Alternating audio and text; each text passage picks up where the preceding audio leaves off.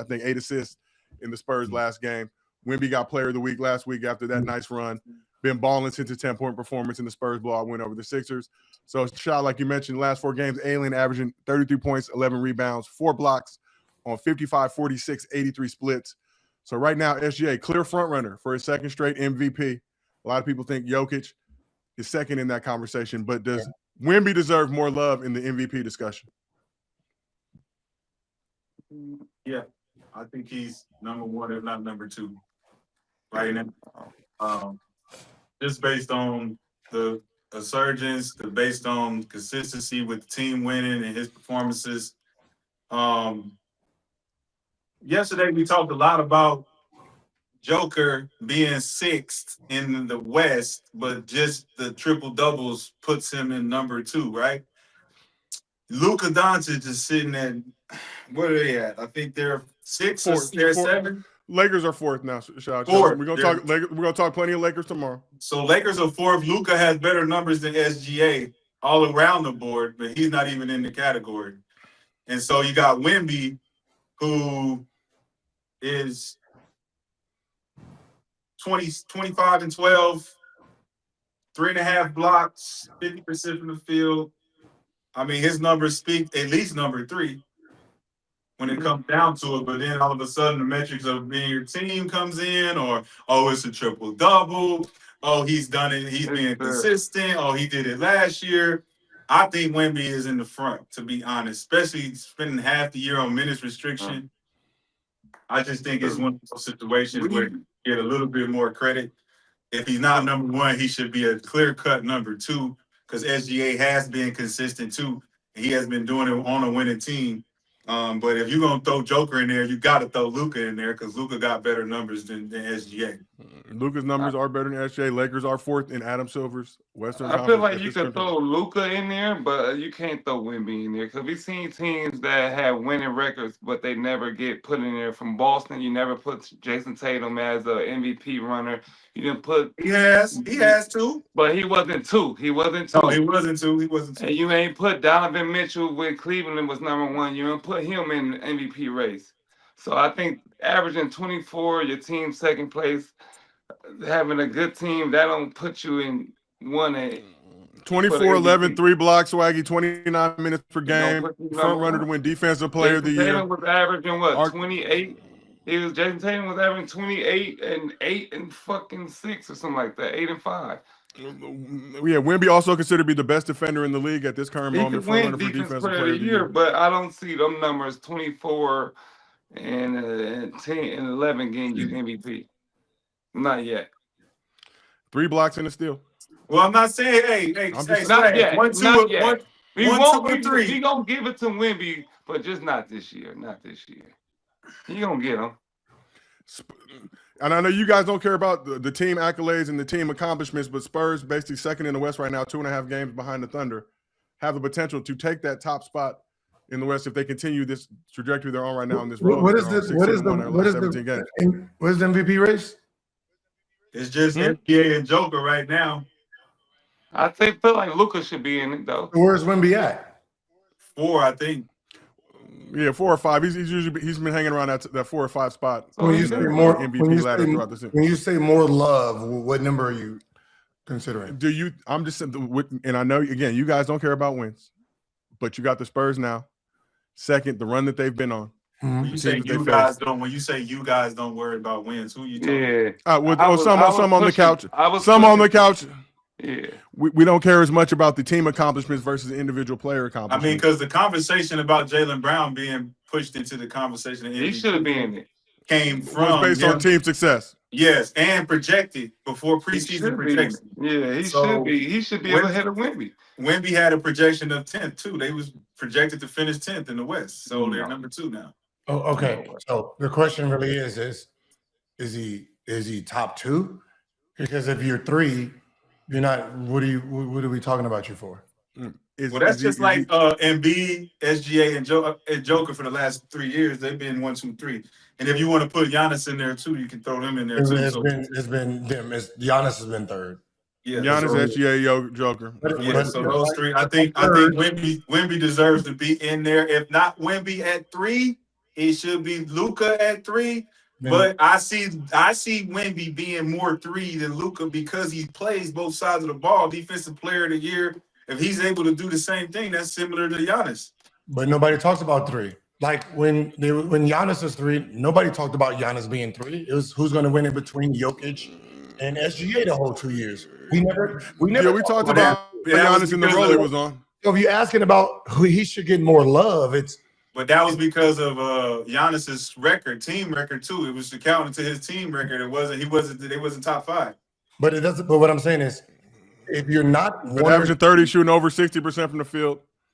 If you're not 1 or 2 at this moment in time, 3 does not get love. So if you're 5 and you're trying to get 3, nothing changes. No, I get it. But I get it. should he move into that top 2 based on what the Spurs have been on? It's tough. It's tough to move him into 2 because of Joker's triple doubles. Yeah. And then we look at Joker's team success. You say he's 6, and it's like they've been down spiraling since he came back. So it's like, well, triple doubles to triple double. That's the conversation, right? So I'm looking at both. I'm looking at 3 tiers for Wemby. I'm looking at team success. I'm looking at his consistency to propel his team to the success, and then his defensive prowess, how he affects the game on the other end of the floor. I think that's been transcendence.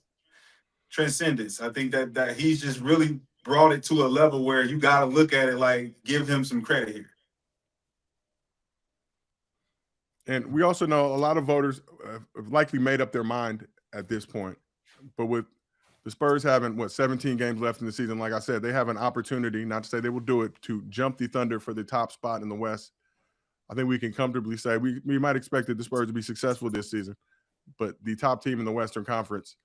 Yeah, no one expected that. You got to get – I guess Wemby is just one of those guys that's kind of hard to give your true value because – his dominance is defensively right now, and he's trying to figure out how to be dominant all the time on the offensive end. And the guys that are above him, or everybody that's above him, is dominant offensively. Right? I wonder who is the last more dominant defensive player than he was an offensive player? Like who won the MVP that was more defensively better than his offense? Have they had one? Not Wemby. I mean, Bill Russell? Giannis. Shaq or Giannis. No, Shaq's offense was more dominant than his defense. Giannis has 31. Right? I think would you put Wemby's defense as more dominant than his offense at this point? Yeah, right now. Like right now, Wemby averaged the same thing. Like Wemby's numbers is a little bit down from last year. So they're looking at that like, oh, he didn't improve, but the team won. The team is winning, but they're not giving him credit for sacrificing for betterment of the team. And it seems like they do that too. When Jason Tatum was sacrificing for his team, they didn't give him no credit for it. So Donovan Mitchell too. It's a weird thing that just doesn't really seem to it's hard to just say. I know they've been losing, but what about Cade? He was averaging 26 and 10. It was his field goal percentages against the good teams that actually went in there and made him look less of an MVP candidate than it was when they was winning, because they went on a losing streak and he was shooting pretty bad from the field. So it affected his numbers. But he's still in first. Nobody expected Detroit to be one more than fucking San Antonio too. The Spurs whooped the Pistons' ass twice. I'm just saying. So I get it. I get it. Swag. But it's still, they got a better team than Detroit. Do they not? Yeah, they do. But look, check this out though. So you look at that ass whooping that they gave the Pistons, and then you look at the Spurs and you say, okay, well, Wemby's been pretty consistent with this, but Cade, we had an expectation for him to continue his streak. And so Castle comes in and he shuts this water off. So if the Spurs move into number 1 in the West, are we not going to give Wemby real credit for taking them from 10 to 1? Wait. So we didn't have the Spurs making the playoffs before the season started? It was 10. They know their whole preseason rankings had the Spurs at number 10. I don't know how you had that. That's crazy. But that's crazy. I know nobody had Detroit number 1. Nobody had Detroit. Nobody had themselves. And they're ahead by 3 games? Yep. Yeah, but they also talk about the East being weaker and that kind of opening up the doorway for a team like Detroit to jump to that spot. Yep. But versus they're the not that Western weak where Detroit surpassed. They're not. It's the not. Knicks. It's not. Yeah. I'm just telling you what the narrative was. I'm just telling you what the narrative. Hey, no Halliburton, no Tatum. But they are that weak that the Spurs go over there and win 2-0 over there. It happens. It happens. Spurs 8-1 against the Thunder, Pistons, and Celtics. I think he's going to have the average of, at least offensively 27. Yeah. He got to get up there. Even when David Robinson won, like David Robinson averaged damn near 30 the year before. And then the year he won it, he averaged 28. What about how much did KG average the year he won? 27, I think. Okay. That's a defensive player that. Yeah. That's a good, yeah. So if they do move into number 1, though, does that move Wemby up the ladder? KG 24 and 14. If they move, no. He's not gonna. At this moment in time, he's not gonna. I can't say there won't be nothing. It's going to be very hard for him to go from 5th, 4th to 1st. Yeah. He got to go out here and have some 40. You know what I mean? They 3 games back. The last 4 games, he's been averaging 34 and 12. So let's just say we're on a 9-1 record right now. We catch up to the Thunder, and he continues this streak. This streak is the same. The last 4 games for SGA is 29.5, 8 assists, 4 rebounds, I believe. Less true percentage. You gotta have like a big night, like a 60 or something like. With a 50. Yeah, he gotta have a big night. You're talking about a 50. No, you're 5th. Yeah, you gotta have you're 5th. It's like you're 2nd place right now, and you're 5th. You gotta have third. We gotta have a band night. Wemby's third. Would you put him ahead of Luka? Where is he? Is he 3rd? What number? What is he? He's climbing up, Gil. It shifts every week. I'm just telling you, he's coming off winning Western Conference Player of the Week. The trajectory is going upward. Today, the facts. Where is he today? Yeah. 16-1, coming off. He's like 3. Luka. No, he's like 4. Luka 3 for sure. That's all I wanted to I don't want to know climate. Where is he? Luka 3 in the last MVP ladder, they had him 4th, but I'm about to say right now 4th. And that was March 6th, but he ended up winning Player of the Week. Okay, so to get to 1 and win it this year. You gotta have a couple. He got a couple big games. You gotta have a couple. What I'm saying is you're 16-1, meaning you're playing excellent basketball and you're climbing for wherever you're climbing to where. The other guy is doing the same thing. He's playing great basketball. Yeah. He has to have such a fall off. Yeah. I mean, we're talking about he has to have a disaster 10, 2, 3, 2, 5, 2. Not one of them. No. He got to break off that record. And he's breaking records too. He's breaking the record. Yeah. And he's breaking records too. Yeah.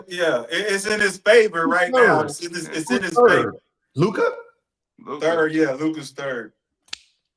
What the winning for the Spurs is irrelevant then, because the two people that's in front of him are behind him on a team record.